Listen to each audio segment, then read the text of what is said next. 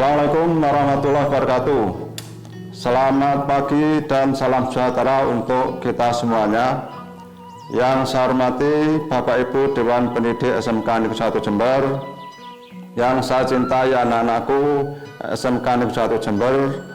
Marilah kita panjatkan syukur kehadirat Allah SWT atas segala limpahan taufik dan hidayahnya, sehingga pada pagi hari ini kita dalam keadaan sehat walafiat. Anak-anakku yang berada di rumah, saat ini kegiatan masa pengenalan lingkungan sekolah dimulai, tepatnya pada tanggal 12 Juli tahun 2021.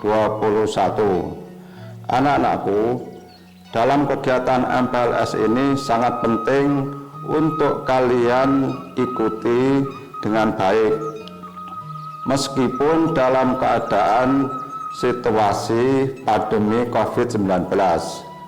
Karena itulah anak-anakku semuanya, mengingat kondisi seperti ini, kalian kegiatannya berada di rumah. Ini dikandung maksud adalah untuk memutus terhadap paparan COVID-19 yang ini demi kesehatan dan keselamatan kita semuanya.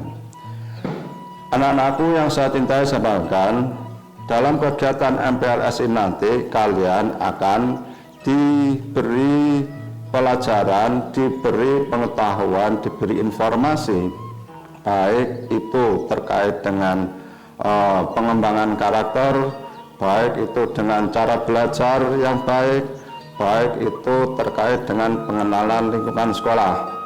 Dan karena itulah anak-anakku semuanya, mohon ini diikuti dengan baik. Dan kegiatan ini berlangsung selama 5 hari untuk MPLS di SMK Negeri 1 Jember. Karena itu anak-anakku, kegiatan ini tentunya dimulai jam 7 sampai jam 12 siang.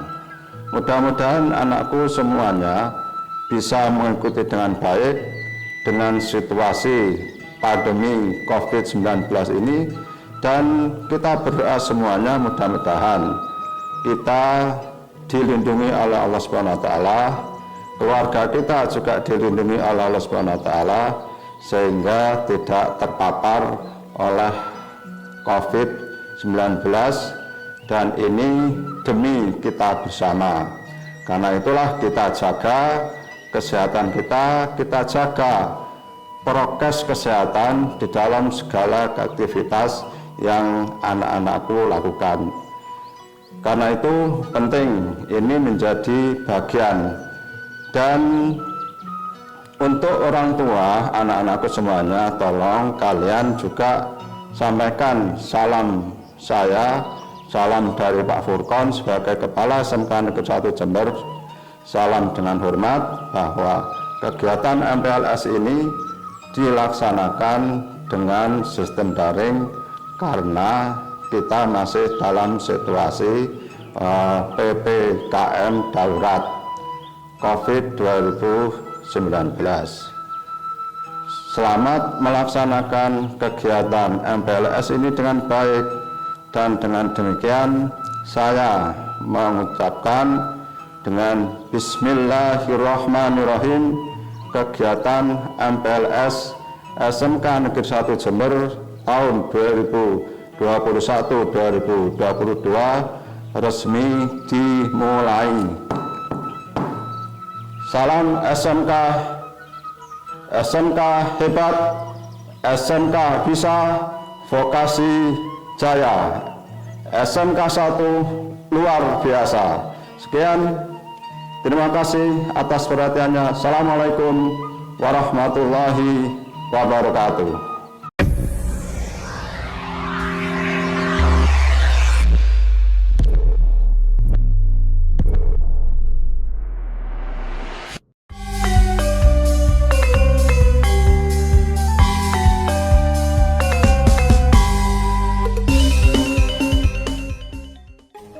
SMK Negeri 1 Jember memiliki 6 bidang keahlian, diantaranya bidang keahlian bisnis manajemen, pariwisata, dan teknologi informasi dan komunikasi.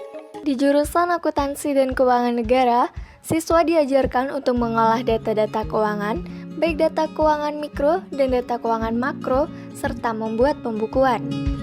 Dengan perkembangan zaman, laporan keuangan sekarang juga telah berkembang, yaitu dengan penggunaan komputer akuntansi. Sehingga siswa mampu mengolah laporan keuangan menggunakan sistem informasi akuntansi. Siswa juga mampu tampil di depan untuk mempresentasikan apa yang telah dikerjakan. Transaksi di Mayok versi 18 ini, jika terjadi pembayaran, yang pertama kita klik banking. Dan media yang lebih kekinian adalah penggunaan gadget, sehingga siswa dapat lebih mudah dalam proses belajar mengajar. Di jurusan otomatisasi dan tata kelola perkantoran, mendidik siswa untuk profesional dalam berinteraksi, seperti kegiatan di lobby room. Dalam pembelajaran, siswa dididik untuk mampu mengoperasikan Microsoft Office, dan juga siswa mampu memberikan layanan prima apabila ada tamu yang datang, bersikap ramah, sopan dan nyaman bagi tamu yang berkunjung. Selain itu, di jurusan ini siswa diajarkan untuk mampu berkomunikasi dengan cakap dan ramah.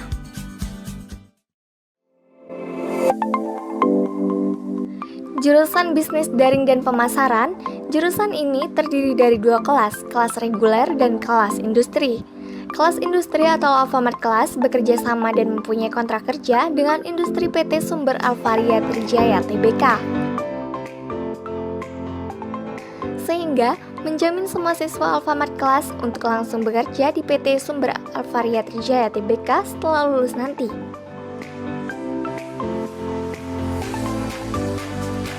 Kelas reguler mempelajari seluk-beluk pasar secara meluas, termasuk menciptakan produk berkualitas mulai dari riset, membuat produk, strategi pemasaran, serta penyaluran dan pelayanan prima. Materi pembelajaran di jurusan Bisnis Daring dan Pemasaran, kita belajar sangat kompleks mulai dari materi bisnis daring dan pemasaran itu sendiri, dan ditambah pengantar akuntansi, pengantar administrasi perkantoran, ekonomi bisnis, pemasaran online, dan juga strategi SIMDIS.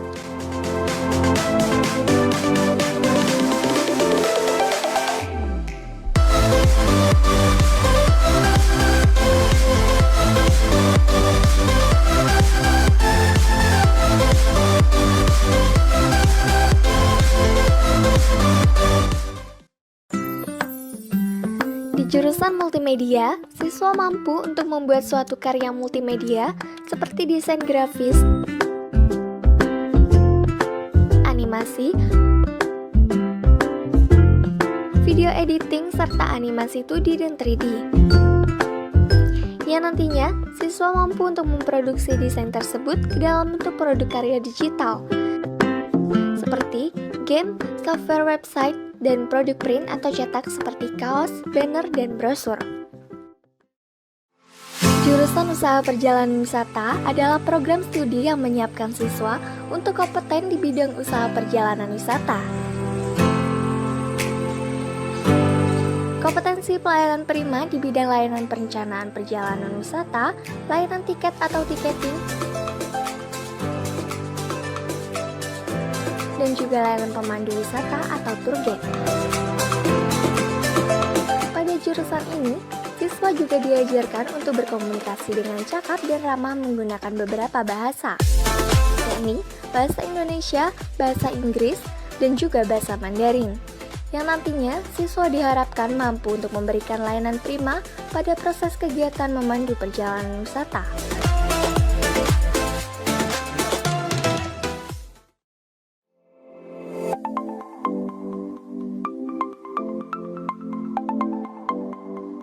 Jurusan Produksi dan Program Siaran Televisi adalah program keahlian yang mempersiapkan siswa terampil dalam produksi pertelevisian. Untuk itu, siswa dibekali teknik pengambilan gambar, editing, dan juga manajemen produksi.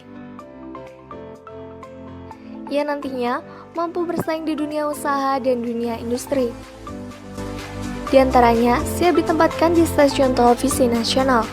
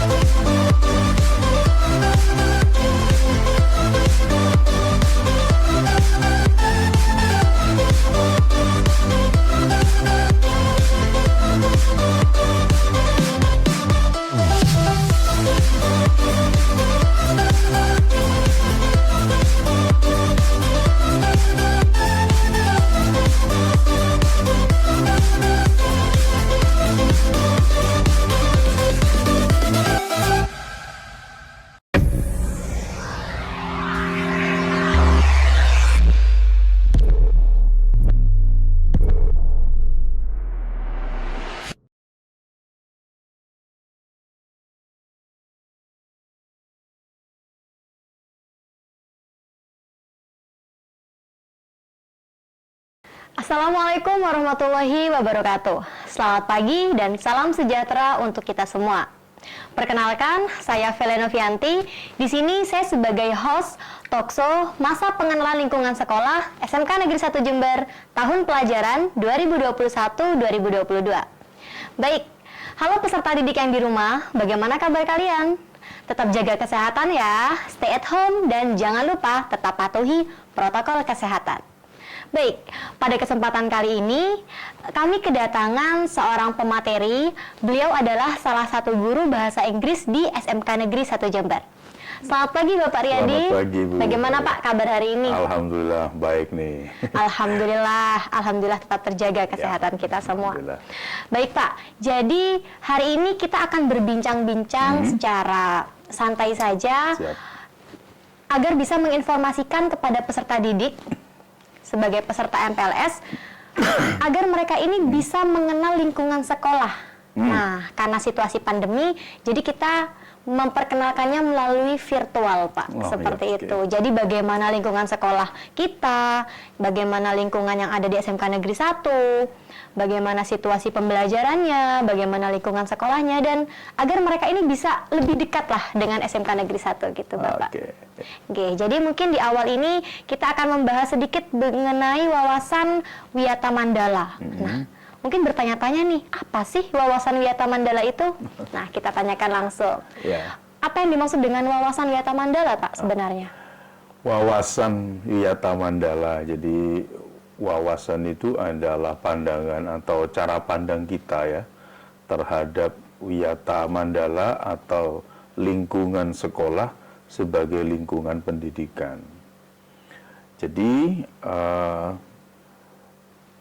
peran sekolah dalam hal ini sebagai lembaga pendidikan, anak-anak belajar untuk datang ke sekolah ini, mulai berangkat dari rumah, dulu sebelum pandemi ya, berangkat dari rumah, kemudian melakukan interaksi belajar selama di sekolah. Jadi kemudian perlu nih mengenal atau mengamati, karena masih siswa baru, jadi mengamati apa saja yang ada di sekolah ini. Bagaimana SMK Negeri 1 Jember sebagai lingkungan pendidikan. Nah, kalau di SMK Negeri 1 Jember ini terdiri dari 6 program keahlian ya. Jadi ada program keahlian akuntansi, ada program keahlian apa lagi boleh? OTKP, kemudian bisnis daring dan pemasaran, PSPT, multimedia dan OPW. Nah, dan broadcasting ya. Kita lagi syuting di studio broadcasting nih. Kayak gitu. Jadi keren banget. Nah, ini perlu dipandang atau diketahui oleh siswa baru bahwa 6 jurusan ini dikepalai oleh masing-masing ketua jurusan namanya, Mbak. Jadi ketua jurusan.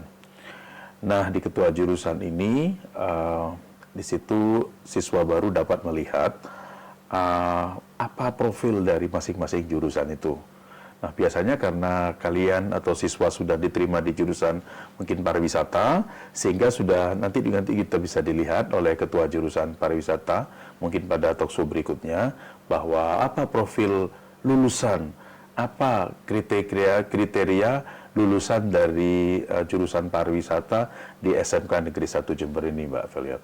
Nah, semua ini saya nanti kalau tentang jurusan akan diperkenalkan oleh ketua jurusan, sehingga anak-anak siswa baru dapat mengetahui lebih rinci, lebih jelas mengenai profil lulusan, atau setelah 3 tahun di SMK Negeri 1 Jember, kamu akan lulus sebagai orang yang seperti apa, gitu seperti ya. Nah, terkait juga dengan wawasan Wiyata Mandala,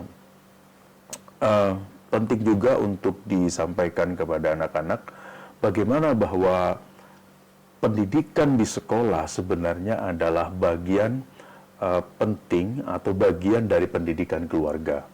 Sebenarnya guru utama dan pertama dari anak itu adalah orang tua. Nah, guru keduanya itu adalah guru yang ada di sekolah.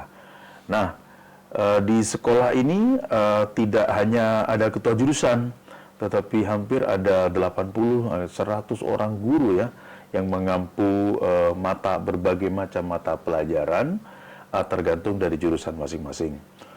Nah, peran guru di sekolah ini akan menjadi sangat efektif juga apabila ada peran dari semua orang yang ada di sekolah, dan juga ada peran dari orang tua dan masyarakat untuk menciptakan pembelajaran yang capaian pembelajaran yang sangat baik, seperti itu.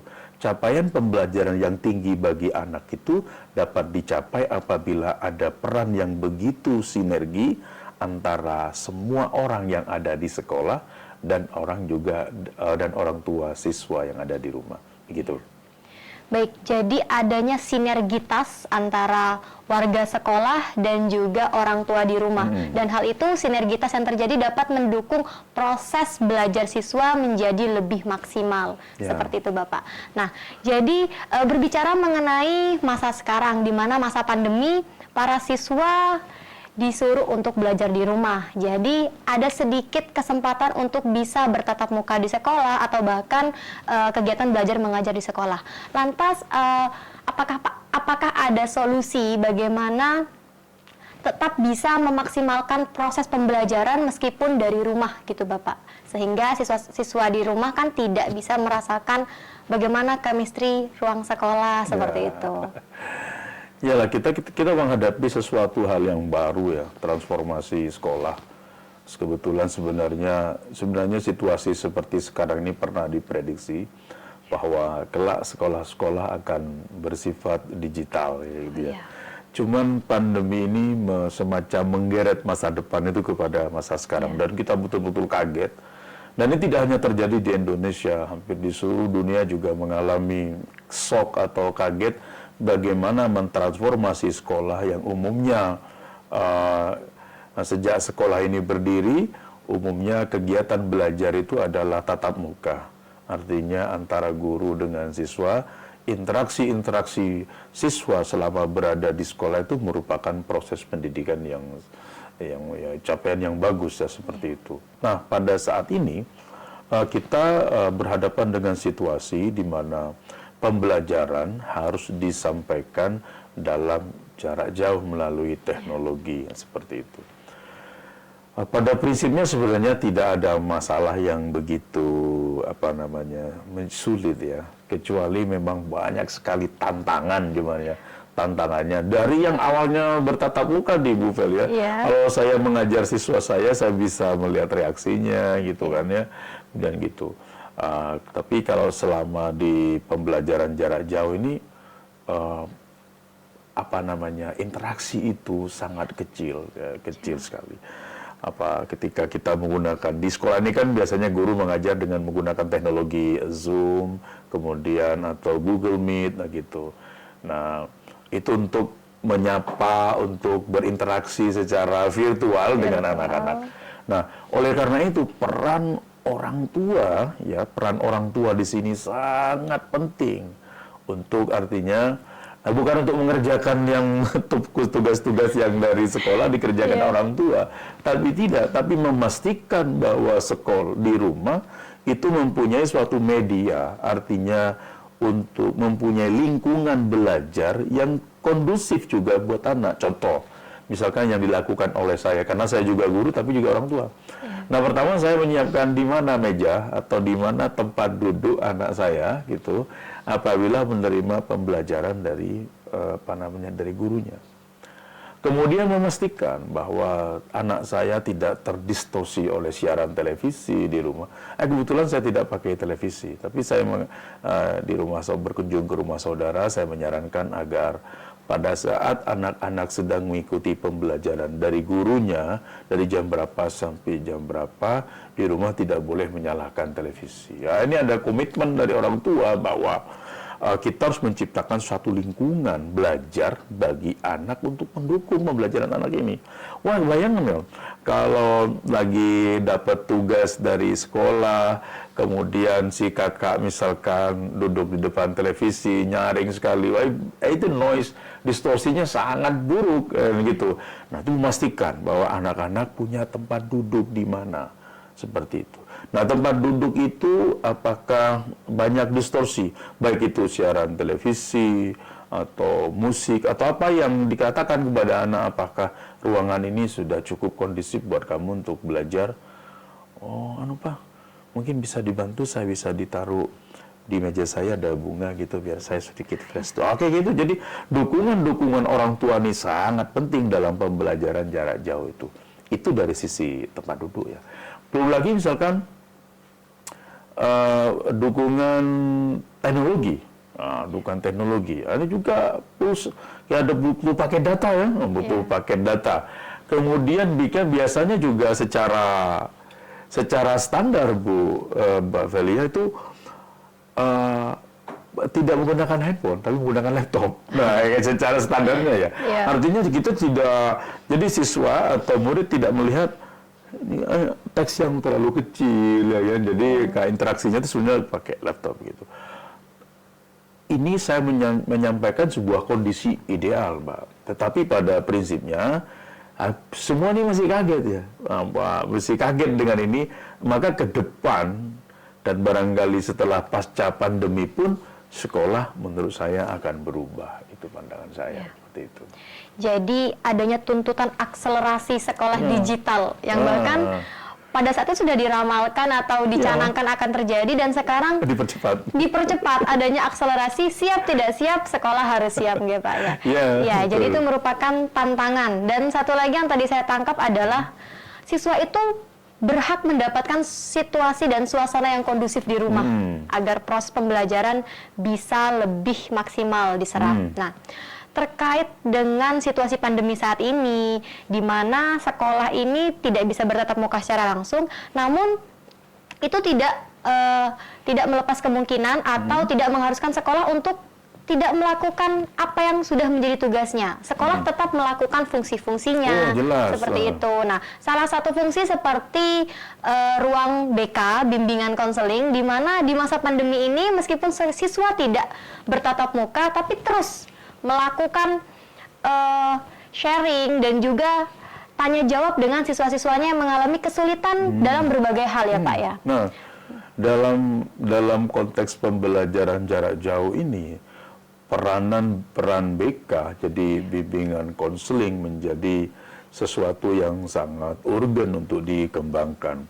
Ada banyak masalah ketika anak mengalami stres yang berat. Ya untungnya di SMK 1 ini ada sekitar 7 guru BK yang disediakan lah oleh sekolah untuk membantu kesulitan siswa.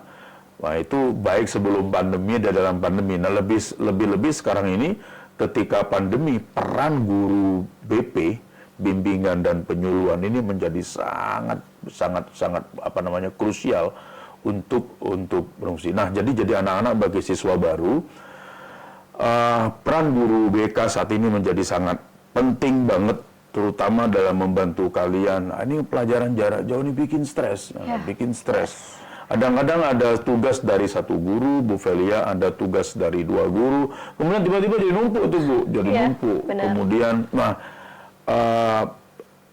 daya tangkap kita melalui digital itu Bu, jadi sangat sangat kecil Bu. Nah beda nih kalau situasinya ngobrol kayak gini Bu. Ya. Tapi kalau baca gini walaupun seperti scroll cepat dan distorsinya nih banyak Bu. Artinya yang mengganggu nih banyak. Ketika kita makanya anak-anak stres. Sebenarnya bukan hanya gurunya ya. Bukan hanya siswanya yang stres. Gurunya juga stres. Nah, oleh karena itu kadang guru-guru di SMK 1 ini pergi ke BK juga minta bantuan untuk bagaimana nih Pak situasinya kayak gini, bagaimana nih Bu katanya. Nah, peran-peran aktif dari guru BK ini pada saat pandemi ini menjadi sangat penting gitu. Terkait manajemen stres, terkait masalah manajemen waktu bagi anak-anak, terkait dengan masalah bagaimana cara belajar, gitu. Begitu. Jadi memang semua dipaksa ataupun dituntut untuk bisa menyelesaikan solusi atau bisa menjadi problem solver dari setiap masalah yang dihadapi Pak, baik siswa maupun guru. Oke, karena makanya di wawasan Wiyata Mandala ini ada wali kelas juga ya, selain BK ada. Tadi saya sampaikan ada Bapak Kepala Sekolah lah tentu sebagai penanggung jawab utama dari kegiatan belajar mengajar, dari semua kegiatan pengorganisasi lembaga ini, yang penanggung jawabnya adalah Bapak Kepala Sekolah. Kemudian di bawah itu adalah juga ada Wakil Kepala Sekolah.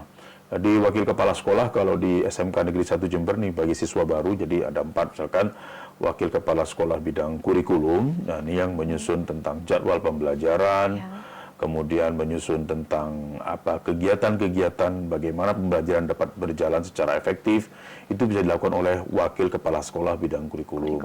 Dan kemudian juga ada Wakil Kepala Sekolah bidang kesiswaan. Nah, penting juga nih untuk disampaikan di PI Wawasan Wiyata Mandala ini, ada kegiatan kesiswaan yang biasanya ini tugas utamanya adalah terkait masalah bagaimana kesejahteraan siswa terkait ekstrakurikuler, bagaimana kesiswaan ini dapat menjadi roh utama, karena tentu sebagai sekolah yang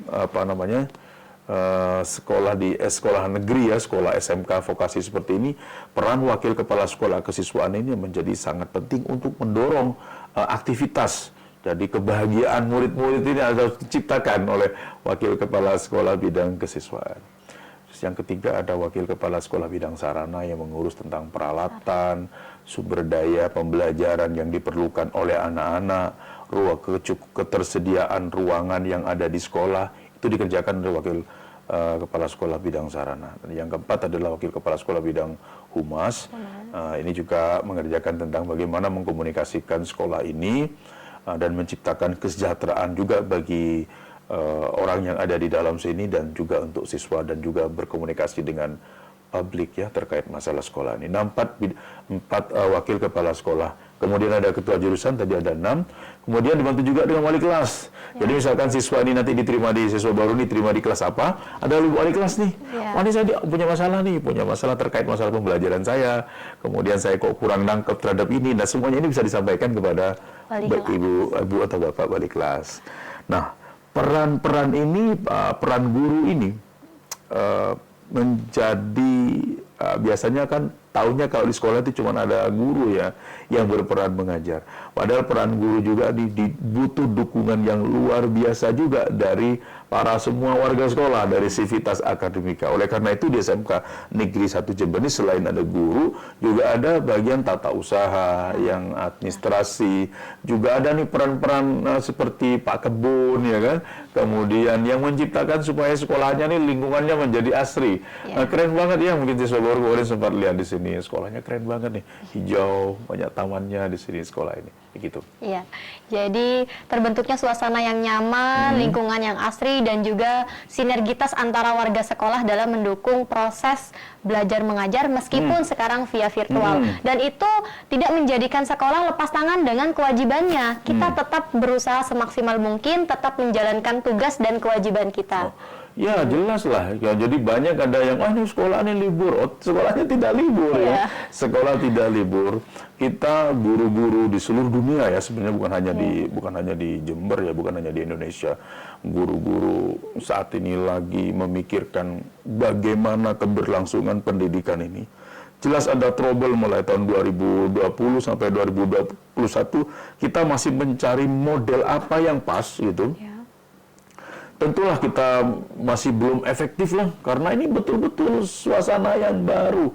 Belum pernah diprediksi bahwa akan tiba-tiba sekolahan ini, tiba-tiba seorang guru tidak pernah bertemu dengan muridnya, itu belum pernah terbayangkan sejak sekolah ini berdiri. Ini bukan hanya di SMK, di seluruh dunia. Jadi kebayang dong bagaimana. Jadi kita justru masyarakat percaya bahwa guru-guru di seluruh dunia saat ini sedang merumuskan, sedang mencari cara yang efektif, baik setelah pandemi, dari di masa pandemi ini maupun setelah pandemi. Ini lagi berpikir manajemen sekolah, kepala sekolah, wakil kepala sekolah, guru, ketua jurusan, dan orang-orang semua warga sekolah, termasuk bersama orang tua, juga memikirkan bagaimana kira-kira tampilan sekolah pasca pandemi nanti itu seperti sekarang lagi dipikirkan oleh guru-guru di seluruh dunia. Kebayang kayak gitu. Ya. Wah, jadi sebuah tantangan yang sangat besar yang juga membutuhkan solusi yang juga sangat besar dan tentunya tidak terlepas dari dukungan semua pihak, baik siswa sendiri maupun para orang tua yang di rumah. Jadi kita harus melaksanakan apa yang ada di depan mata kita dengan sebaik mungkin, melakukan kewajiban-kewajiban kita. Nah, berkaitan dengan pandemi juga nih Pak, bagaimana sekolah ini dituntut menjadi pusat belajar, tidak hanya oleh para siswa, tapi juga oleh para guru, para tenaga TU, dan lain sebagainya. Bagaimana sih agar sekolah kita ini, khususnya SMK Negeri 1 Jember, bisa menjadi pusat belajar untuk semuanya? Nah, ya. Seperti itu. Sebenarnya dalam 10 tahun terakhir ya, di dunia dan juga terutama di Asia, lagi digalakkan mengenai School as Learning Community. Jadi bagaimana menciptakan sebuah sekolah sebagai komunitas belajar bagi semua orang, semua warga sekolah itu. Jadi sekolah tidak hanya tempat belajar. Habisnya kita mengetahui bahwa sekolah adalah tempat belajar bagi anak-anak, bagi siswa. Tapi tidak lagi bahwa School as Learning Community maksudnya adalah bahwa sekolah harus menjadi pusat kegiatan belajar bagi semua warga sekolah itu. Bagi anak-anak, ya bagi gurunya. Bagi gurunya tentu ada saling belajar antar guru atau anak untuk personal development, untuk professional development. Bagaimana supaya guru-gurunya bisa berkembang, itu saling belajar. Jadi makanya pemerintah saat ini menggalakkan komunitas guru belajar ya, supaya bahwa sekolah dapat menjadi learning community bagi semua orang, termasuk orang tuanya. Nah, ketika orang tua itu kesulitan, bagaimana Pak saya kesulitan menangani atau saya sulit sekali berkomunikasi dengan anak saya punya ada masalah. Nah, orang tua diberi kesempatan. Jadi bukan hanya beri kesempatan, misalkan orang tua ini menelpon guru BK, bukan tanya masalah anaknya, tapi dia punya masalah terhadap bagaimana pengasuhan anaknya, sehingga dia berdapat berkontribusi kepada sekolah atau bertanya kepada sekolah, bukan menanyakan kenakalan anaknya ya, bukan seperti yang bayangan-bayangan sebelumnya. Tapi orang tua dapat belajar, wah Pak, saya kesulitan biasanya Pak, kalau anak saya jam segini belum bisa tidur dan kayak gini. Nah, itu bisa bertanya atau membentuk sebuah komunitas yang namanya seperti komunitas ibu-ibu wali kelas, orang tua, komunitas orang tua, melalui biasanya disebut komite Bu di sini komite. Nah, sekarang harus lebih diefektifkan agar orang tua dapat saling belajar antara orang tua yang satu dengan orang tua yang lainnya dan bersinergi atau saling bertanya dengan sekolah. Nah, apabila di SMK 1 digalakkan Bu seperti ini, supaya menciptakan bahwa sekolah ini menjadi sebuah komunitas belajar yang tidak hanya belajar bagi siswanya, tetapi belajar untuk para gurunya. Nah, gurunya supaya bagaimana terus belajar. Wow, kalau sudah guru kok masih belajar? Wah, terus karena kita menghadapi tantangan yang luar biasa, perubahan zaman, perubahan teknologi, perubahan perilaku yang terjadi di masyarakat, maka guru harus terus belajar. Sekolah ini juga merupakan tempat belajar bagi seluruh sivitas akademikanya untuk berprestasi, supaya bekerjanya tidak begitu-begitu terus. Jadi menjadi ruang supaya TU-nya, tukang kebunnya, security-nya mempunyai personal atau professional development yang terus-menerus. Nah, di Asia terutama, sekolah yang melakukan transformasi ini ya tercatat ya dalam 10 tahun terakhir ini dikerjakan oleh China, kemudian Singapura, Vietnam, termasuk Indonesia. Kalau di Indonesia lagi dengan jargon merdeka belajar nih ya. Merdeka belajar itu maksudnya adalah yaitu menciptakan sebuah sekolah dengan as a learning community. Bahwa sekolah adalah komunitas belajar bagi seluruh warga, termasuk orang tua ya, seluruh warga sekolah itu. Nah, apabila tercipta seperti ini, maka kita akan menciptakan sebuah kemajuan yang cukup baik, Bu. Wah, cukup menarik bahwa sekolah tidak hanya tempat belajar bagi siswa, tapi juga bagi semua warga sekolah dan juga orang tua. Jadi bagi para orang tua juga jangan hanya terfokus akan kenakalan-kenakalan anaknya nih, tapi juga bagaimana orang tua itu bisa menjadi orang tua yang baik dan juga menjadi guru di rumah masing-masing. Oke, cukup menarik pembicaraan kita pada pagi hari ini. Jadi memang wawasan Wiyata Mandala itu luas, tidak hanya berbatas kita bertemu di sekolah dan mengenal sekolah secara langsung, tidak, tapi sekarang lebih kompleks karena memang situasi pandemi berarti pengenalan kita dengan sekolah secara virtual, tapi kita tetap bisa mengakses semua yang ada di sekolah, baik secara virtual maupun secara langsung gitu Pak ya. Tetap bisa memanfaatkan dan memaksimalkan kompetensi diri. Mungkin cukup sekian perbincangan kita pada pagi hari ini. Semoga bermanfaat untuk peserta didik yang ada di rumah. Tetap semangat ya dan jangan menyerah. Siap. Oke, sekian dari kami. Wassalamualaikum warahmatullahi wabarakatuh.